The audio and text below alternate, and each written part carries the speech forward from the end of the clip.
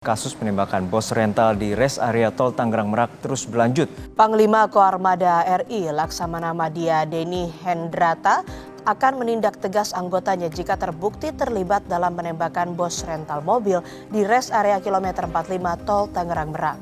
Selain memeriksa 3 anggota TNI Angkatan Laut yang diduga terlibat, anak korban juga dimintai keterangan. Penembakan bos rental mobil di res area tol Tangerang Merak. Penembakan bos rental mobil. Kasus penembakan yang menewaskan bos rental di res area tol Tangerang Merak.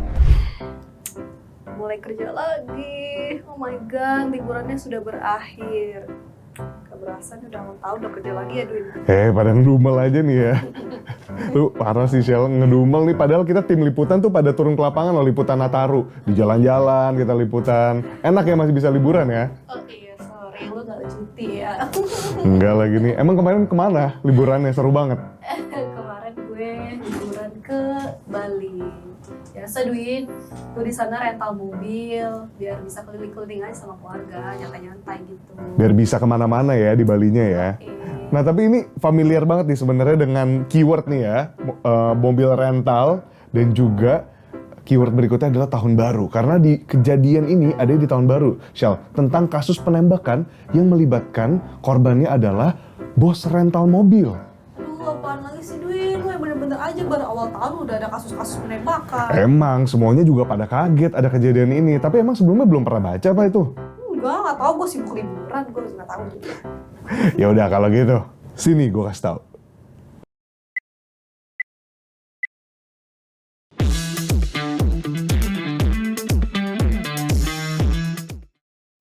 Nah sebenarnya terjadi penembakan yang merenggut nyawa seorang bos rental mobil. Yang dimana bos rental mobil ini masih berusia 48 tahun. Kejadiannya di mana sih? Di rest area kilometer 45 tol Tangerang Merak yang melibatkan anggota TNI AL. Nah sebenarnya kejadian ini bermula saat mobil rental ini ditemukan berpindah tempat beberapa kali sampai akhirnya ditemukan di tangan oknum TNI AL Sertu AA inisialnya. Nah kira-kira gimana kronologinya? Nih Shell, kayak gini nih. Sebenarnya itu simple ya, bermula ketika seseorang ingin merental mobil. Nah, ada pria yang diketahui sebagai penyewa mobil datang ke rental mobil Makmur Jaya di Kecamatan Raja Kabupaten Tangerang. Nah, kejadiannya kapan? 30 Desember 2024. Ini mungkin pas lu lagi siap-siap mau ke Bali itu ya, Shell ya. 30 Desember 2024. Nah, dia menyewa sebuah mobil Honda Brio untuk 3 hari. Yang dimana tenggatnya itu berakhir pada Kamis 2 Januari 2025. Nah, dari situ kita udah lihat ya, ini kan semuanya normal,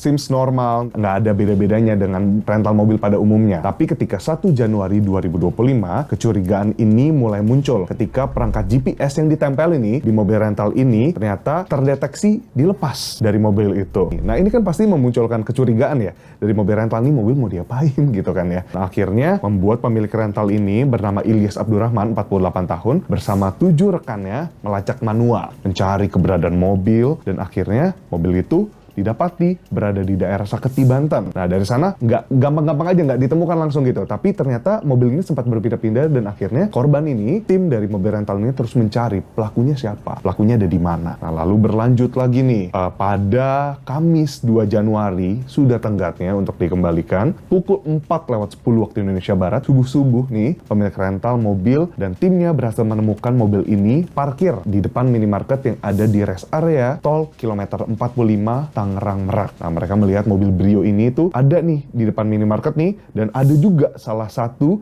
dari para pelaku ini yang memang sedang beristirahat. Dari sana adalah percobaan untuk langsung mengamankan sang pelaku. Nah, ketika sudah diamankan ini, sebenarnya dari laporannya itu ada eskalasi situasi. Nah, eskalasi situasinya ini itu bertambah besar ketika rekan dari pelaku ini datang, 2 orang. Di mana rekan pelaku ini datang dengan mobil Sigra berwarna hitam sambil membawa senjata api dan akhirnya ada tembakan. Nah, bunyi tembakan pasti kan kita semua pada panik nih. Nah, itu ada kurang lebih tembakannya 4-5 kali, Shell. Wah, banyak ya. Nah, itu kan pasti bikin nggak cuman orang-orang yang ada di sana, tapi bahkan satu rest area ini mungkin kedengaran sama suara tembakan gitu ya. Nah, insiden ini akhirnya menyebabkan Ilyas terkena luka tembak di dada dan juga di tangan. Lalu sementara anggota tim rentalnya ini yang berinisial R juga mendapatkan tembakan yang menembus tangan hingga perut. Keduanya akhirnya langsung dilarikan di Rumah Sakit Umum Daerah Balaraja. Tapi memang naas, kejadiannya akhirnya tercipta satu korban jiwa yakni Ilyas harus meninggal karena luka tembak di bagian dada.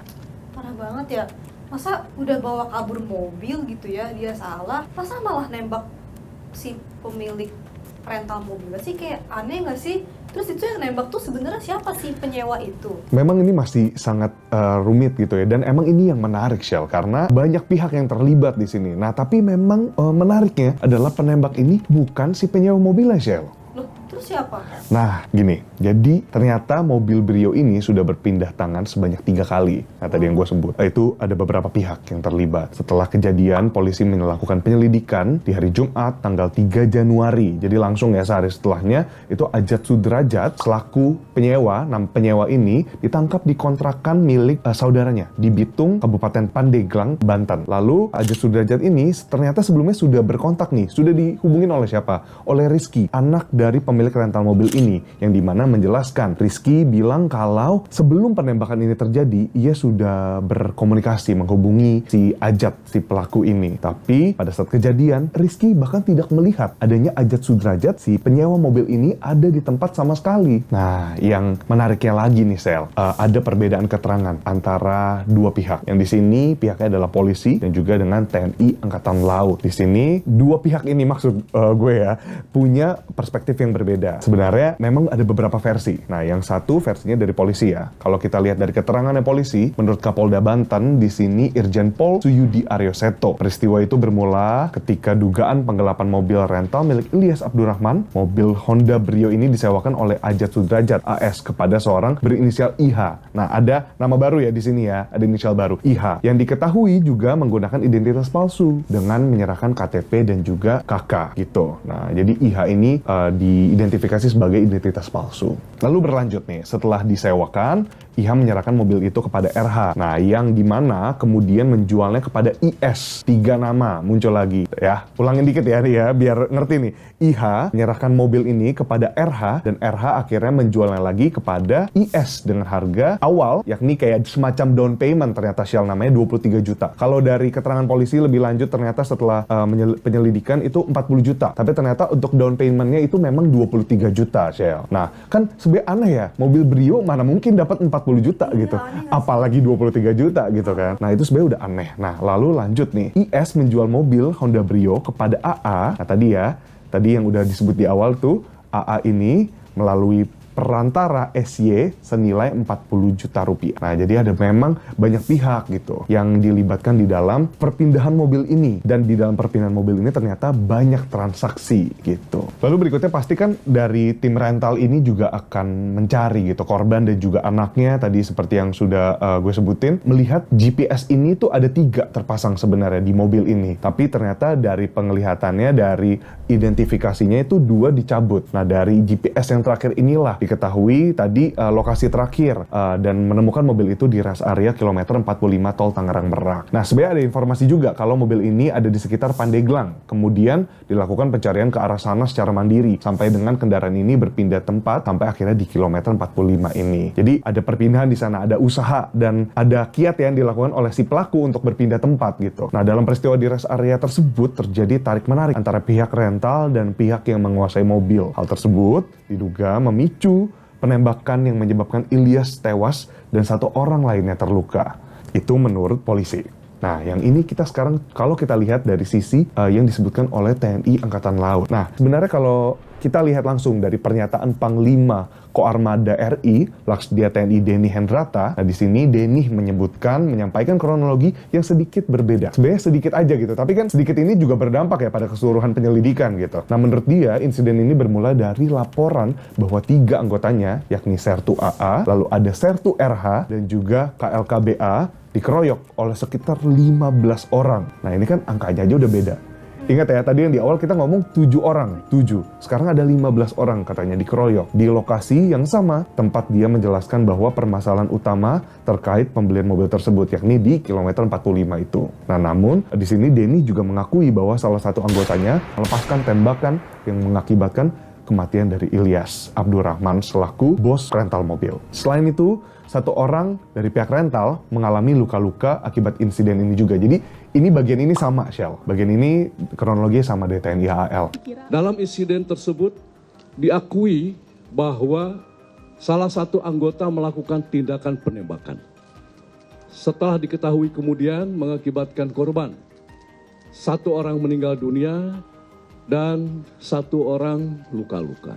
Tapi dari menurut hasil penyelidikan sementara Pusat Polisi Militer Angkatan Laut, Puspomal, belum ada bukti yang mengarah prajurit TNI AL ini merupakan backing sindikat penggelapan mobil, tetapi hanya sebagai pembeli saja. Nah, ini sebenarnya itu tadi kita udah lihat 2 perspektif ya, Shell. Nah, tapi kita juga pastinya mau tahu dong dari saksi yang ada di sana, yakni si anak korban ini yang tadi disebutkan namanya Rizky. Di sisi lain ini, pernyataan soal pengeroyokan dibantah oleh anak korban, Agam Muhammad Nasruddin. Ini anaknya dari Ilyas yang berusia 24 tahun. Memang Agam memastikan pada saat hendak mengambil kembali mobil rental, telah dilakukan upaya persuasif kepada anggota TNI Angkatan Laut. Nah, jadi wah ini kan cukup bentrok ya. Satu pengeroyokan, satu upaya persuasif. Represif, persuasif. Itu aja udah beda banget. Nah, Agam mengatakan nih di sini, dari ucapan resminya ya, kita tidak mengeroyok padahal dari awal menyarankan persuasif waktu disaketi. Tapi tiba-tiba ini kita mendengar ada statement pengeroyokan. Nah, di sini juga dia menyampaikan kecewaannya. Dia merasakan susah banget mencari keadilan di negara ini menurut saya. Karena tidak sesuai apa fakta yang terjadi di lapangan. Gitu katanya si Rizky, seperti itu di sini. Nah, di sini juga dia menyebutkan bahwa sebelum kejadian ia sempat melapor ke Polsek Cinangka terkait dugaan penggelapan mobil, tetapi tidak mendapatkan respons yang memadai. Ada kesaksian juga di sana, Shell. Kalau tidak dari awal, jadi tidak sempurna Kak untuk kasus seperti ini. Malah kita dituduh sebagai pengeroyok gitu. Berarti kan ini beda-beda ya pernyataannya dari berbagai pihak.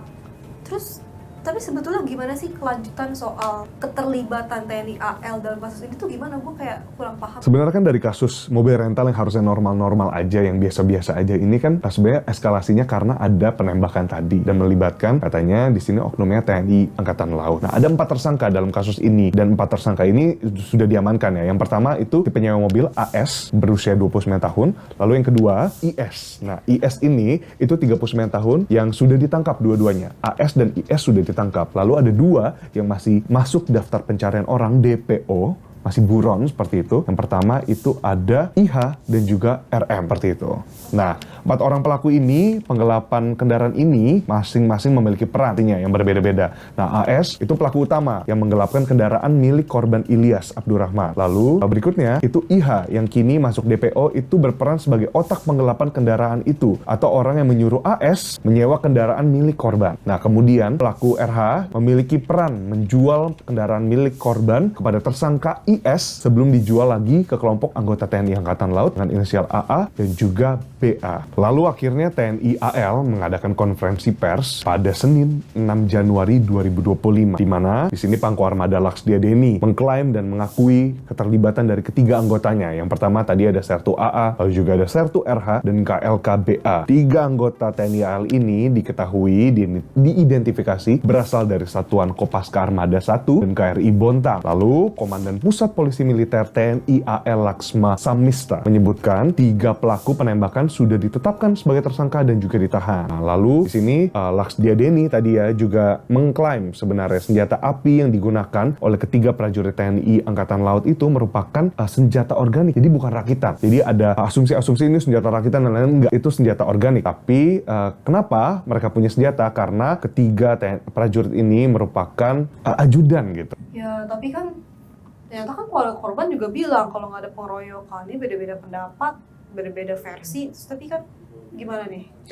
yang memang sangat disayangkan karena kasus ini bahkan harus sampai memakan korban jiwa. Dan ini tidak bisa dibenarkan ya atas perspektif apapun lah. Jadi memang harus ditelusuri lebih jauh, diselidiki lebih dalam. Nah ini sesuai dengan pernyataan dari Direktur Eksekutif Amnesty International Indonesia, Usman Hamid, yang mengatakan aparat keamanan dan aparat penegak hukum yang lalai hingga menewaskan dan memakan korban jiwa masyarakat sipil ini harus disanksi pidana, bukan hanya sanksi etik. Nah jadi yang disorot ini adalah juga dari segi etos kerja dari kepolisian sebagai penegak hukum. Nah, yang disorot juga di sini bukan hanya etos kerjanya, tapi ya masih dalam lingkup etos kerja sebenarnya. Karena ada yang janggal tadi kan di awal di Polsek Cinangka ini katanya ditolak seperti itu. Nah, jadi tindakan Polsek Cinangka Banten yang menolak permintaan korban dan tim rental dalam mengejar mobil ini, mereka waktu itu yang dimana dilaporkan kan ada di genggaman dari sejumlah oknum TNI AL. Nah, ini juga harus mendapatkan perhatian dari Polri. Nah, belum selesai kemarin ya. Kita ngomong soal kasus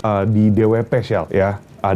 Di sana ada pemerasan penonton DWP, juga ada beberapa kasus penggunaan senjata api dari beberapa polisi yang memang punya hak untuk menggunakan tapi lalai seperti itu. Nah, dalam penggunaan senjata api ini. Nah, ini ada muncul lagi persoalan baru di mana dalam kasus ini pihak kepolisian melakukan kelalaian dalam pelaporan kasus dari masyarakat. Nah, itu disayangkan banget. Nah, di sini Kapolda Banten mengungkap bahwa adanya ketidakprofesionalan, mengakui ya, dari anggota dari Polsek Cinangka ini. Dan di mana akhirnya ini bisa sampai berujung ke penembakan. Akhirnya di sini Irjen Suyudi juga menyatakan setiap oknum, setiap anggota yang lalai ini akan ditindak berdasarkan aturan yang memang berlaku di kepolisian. Atas tindak tidak profesional ini ya Shell, nah akhirnya Kapolsek Cinangka AKP Asep Iwan dimutasi dan total ada 3 polisi. Selain AKP Asep Iwan, ada 2 anggota Polsek Cinangka yang dimutasi dalam rangka pemeriksaan. Mereka itu ada Brigadir Dery Andriani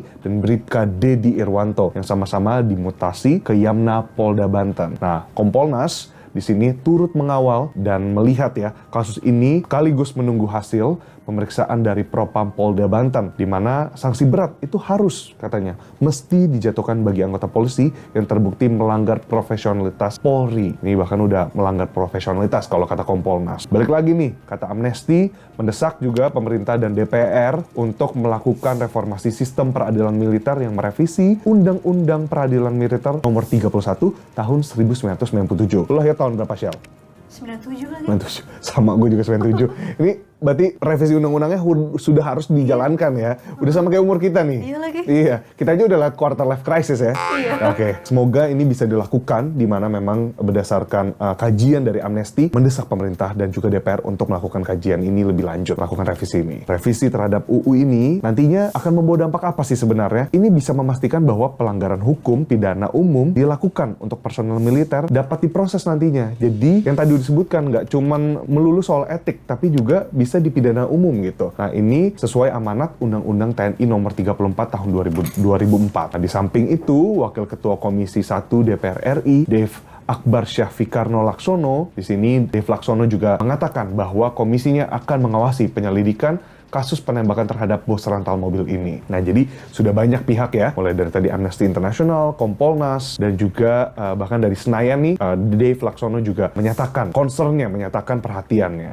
Nah, dikatakan penyelidikan kasus ini harus dilakukan secara terbuka, secara keseluruhan. Nggak boleh ada yang ditutup-tutupi, nggak boleh ada pihak yang dibela, termasuk tetap mengedepankan asas praduga tak bersalah sampai penyebab dan juga motif dari penembakan nahas ini diketahui secara holistik seperti itu. Nah, mungkin kita penasaran juga TNI AL tanggapannya apa terkait dengan kasus ini yang memang jujur menghebohkan jagat media, masyarakat, semuanya ngomongin ini. Nah, TNI AL menyatakan bahwa lembaganya akan mengevaluasi soal penggunaan senjata api di sini. Ya betul sih, memang harus ada evaluasi serius menurut gue, karena dari kemarin juga udah kejadian berkali-kali kan soal polisi yang lalai penggunaan senjata api nggak sih? Nah, kita geser tadi dari segi penggunaan senjata api. Nah, tapi juga kasus lainnya yang jadi sorotan utama adalah bagaimana polisi mengabaikan laporan masyarakat. Yang rasanya bukan kali pertama, Shell. Yang dimana ini sebenarnya kan muncul perhatian baru. Kira-kira kalau di sini gue tanya, Shell, lu kalau mau lapor polisi itu, lu perlu bayar atau enggak, Shell? Kalau dari pandangan lu nih? Bayar gak ya? Harusnya sih kalau menurut gue nggak bayar, tapi gue sering dengar cerita orang mereka harus bayar dulu loh baru bisa lapor. Nah itu dia kan yang bikin sebenarnya bingung ya, bingung masyarakat, apalagi buat mereka yang ya harapannya sih adem-adem ayem aja ya, nggak ada masalah di hidupnya, nggak perlu melapor ke polisi, tapi kan mereka harus, dan mereka sebenarnya punya hak, dan ternyata nggak bayar, Shell.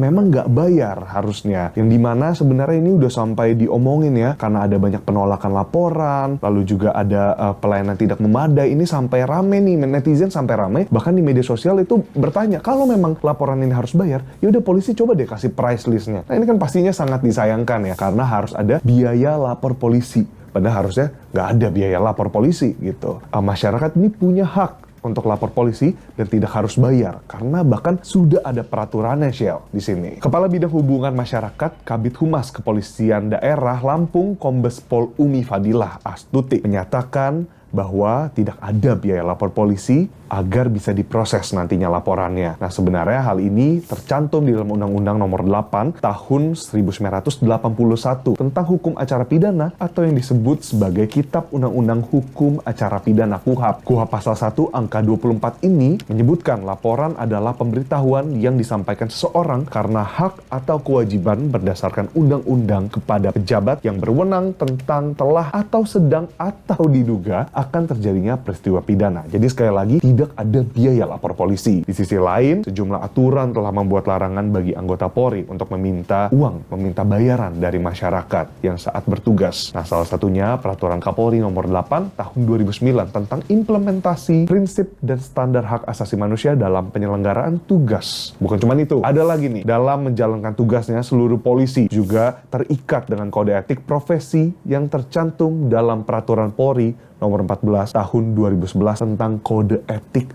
Profesi Polri. Jadi banyak nih sebenarnya lapisan-lapisan undang-undangnya. Nggak cuma dari undang-undang, tapi dari KUHAP, lalu bukan cuma KUHAP, tapi juga dari peraturan Kapolri gitu ya. Jadi banyak sekali, Shell, di sini. Jadi sebetulnya peraturan sudah jelas. Udah terjawab ya sekarang ya. Nggak bayar ya. Nggak bayar. Nggak bayar. Oke, berarti jangan takut kalau untuk lapor masalah ke polisi ya. Betul, jadi kita pun sebagai masyarakat tuh bisa tenang gitu loh. Kayak lu lah, Shell, kayak lu lagi mau liburan ya biar tenang tadi, mau rental mobil, mau apa, kayak semuanya kita tahu, oh kita bisa ngelapor ke polisi kalau kita kenapa-napa gitu. Iya, juga jadi kalau kenapa-napa, amit-amitnya kan gue nggak mau ya ada apa-apa, tapi kalau amit-amitnya kenapa-napa, ya udah tinggal lapor gak sih? Betul. Tapi jangan sampai gak sih kalau liburan ada apa-apa, malah gak enak. Ini ngomong liburan mulu nih, jadi pengen ngecekin harga tiket nih kan jadinya. Ikut-ikutan. Bentar deh, ini kemarin itu apa? Ceknya di aplikasi. Ya udah ntar lah ya kita obrolin nih, gue mau cek dulu deh. Beneran lo mau kemana?